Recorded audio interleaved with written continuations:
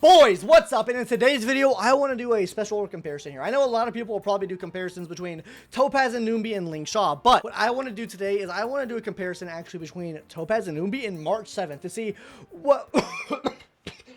Topaz's ass almost killed me. She smothered me. Anyways, so in today's video, guys, I wanted to compare both of them. And the reason I wanted to compare both of these characters is because I see a lot of things in my comment section going, March 7th is better than Topaz and Noombi. You don't even, if you have E0 Topaz Noombi, then March 7th is just better. So I want to put that to the test today. I want to see, is March 7th E6, because you can get her absolutely free for E6, better than Topaz and Noombi at E0?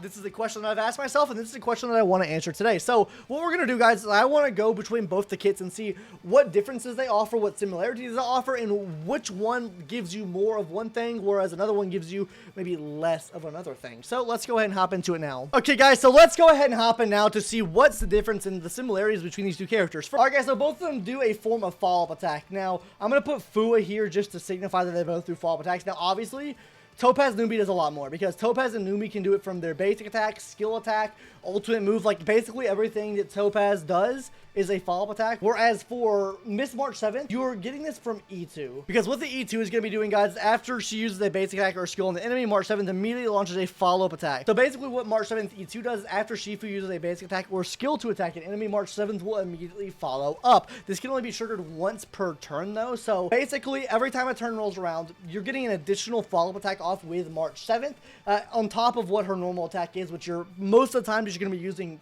basic attacks, which means she's like an SP generator, right? And that's what I put for both of these characters. Now, there is one major thing here that needs to be said, right? Her follow-up attacks are from Noombi, right? And what is a Noombi, guys, if we look at it on paper? Noombi is a summon. This means that it is a separate entity, unlike March 7th, which relies on your teammates to do an attack, right? So her follow-ups are completely reliant on your teammates or Sifu to do FUA, right? So you're completely relying on a separate entity there or your separate teammate to do an attack, whereas this counts as a summon, right? And the big point I want to make about summons, guys, is I think we're going towards that meta. I think we're going towards a summon meta in follow-ups. So we're going to be getting more and more niche into these metas, right? Like we've already kind of seen it with the release of, what's her name? Jade, right? Whereas Jade is like very AoE oriented, very, I guess, certain number of actions oriented. We're going to see this summon type of orientation for like our follow-up characters very, very soon as well. And the reason I say that is because of one of the new relic sets we have in the game right now, which is from this planar set right here, guys, the Wondrous Banana Amusement Park. This is going to be increasing the wearer's crit damage by 16%, and when a target is summoned by the wearer on the field, crit damage increased by another 32%. So the really big thing with this, guys, is this is targeting whoever summoned, right? Your summon is going to be doing the majority of your damage. Because if we take a look at a character like Ling Sha, right, new character coming into the game, she summons Fuyan in. So that means this crit rate bonus or crit damage bonus would be applying to Fuyan only, which is the majority of her damage. Same thing for Topaz Noombi. She summons Noombi in. Same thing for our General Jing Yuan. If I can scroll down here, he summons the Lightning Lord in. So anyone that summons will be able to take part of this ability, and that's why I think that she's going to be super strong for a summon meta, right? Because first of all, she's doing a follow-up with every single attack. She already has like a summon in her kit, so she's already kind of playing into that niche. So that would make her really good for something like that. Whereas I think the hits per action side of things, if they like the Jade route that we're already like kind of seeing in the game right now, I think that Miss March 7th, Hunt March 7th, does play into that role much nicer. But these characters do offer a lot more than these baselines, summon follow-up from Noombi and or Sifu from this. Let's hop into both their skills now and compare those.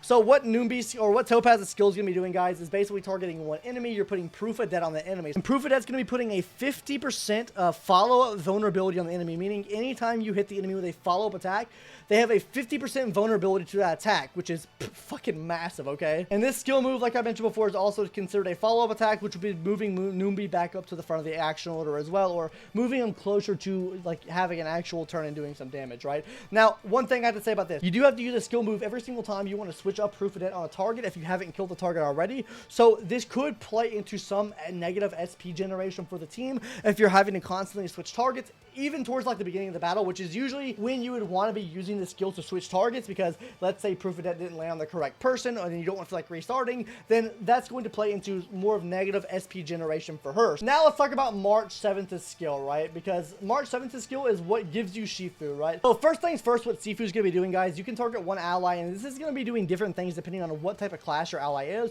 But overall, what it's going to be giving to all of your allies is a 10% speed buff, which is absolutely massive. In most cases, this is like 10 free speed for whatever ally you put this on. Not only this, guys, if you target a destruction, erudition, or a hunt type character, you'll be increasing March 7th's attack by 20%.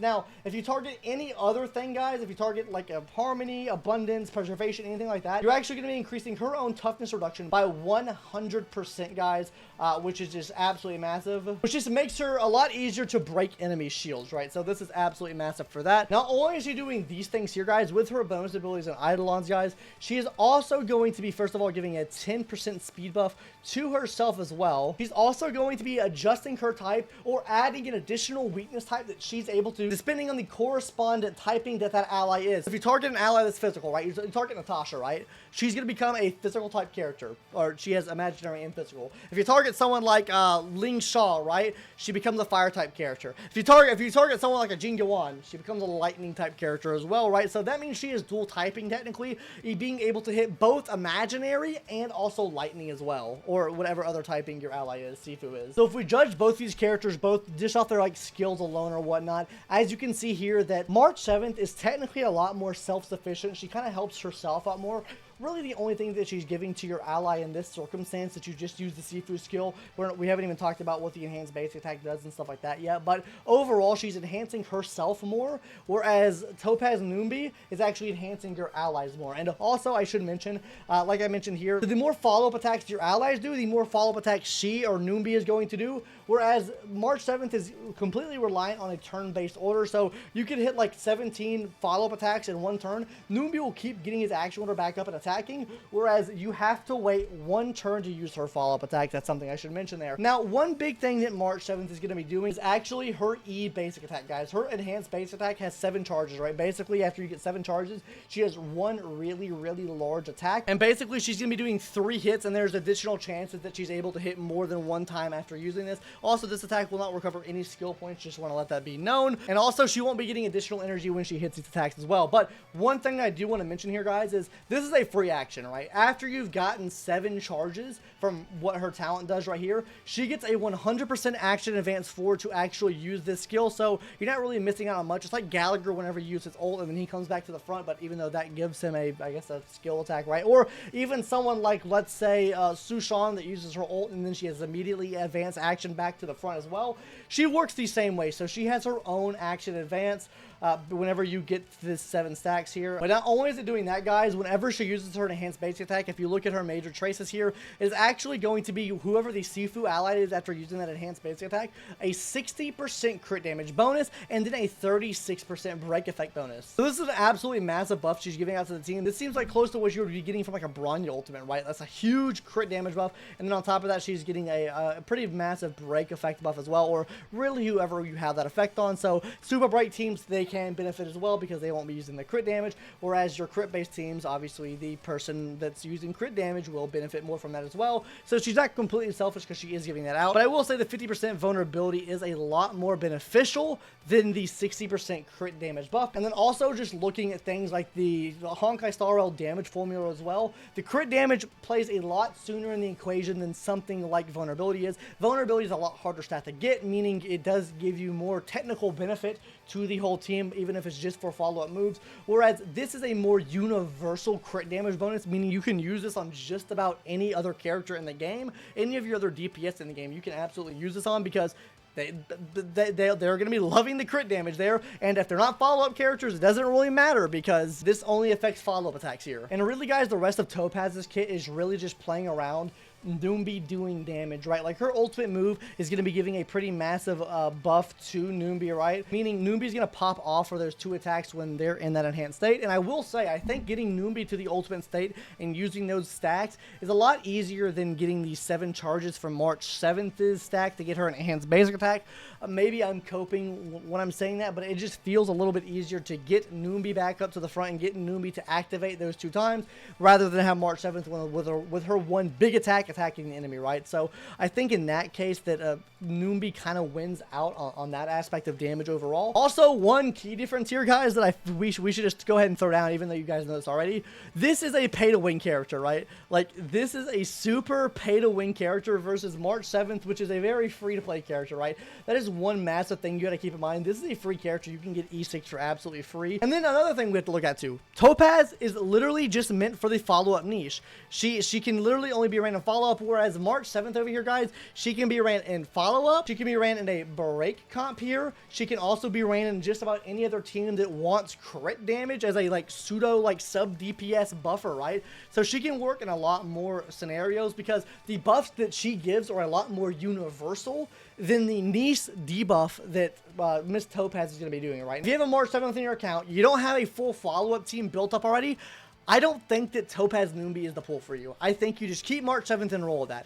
Now, if you're planning on building a follow-up team and you're looking forward to the follow-up meta, with the fact that she has a summon ability, and that's where it looks like the game's going into, judging from that planner set that we have in the game already, I think Topaz could be a really good setup point for that team, considering she's already giving 50% vulnerability to the enemy, and the amount of times that Noombi can come back to the front and actually attack will probably benefit that team in the long run, right? Because as long as you're doing follow-up attacks, she's also doing follow-up attacks, or Noombi is also doing follow-up attacks. So I think in that scenario, that Topaz is probably going to be a core for that team. Now, if you don't plan on going for the whole, like, summoner meta, right? Like, if you don't have Adventurine, if you don't have Robin on your account, I don't think really Topaz Noombi is a must-pull, right? Like, the only time that I see them being a must-pull is if you are planning for the future of wanting that summon-based team.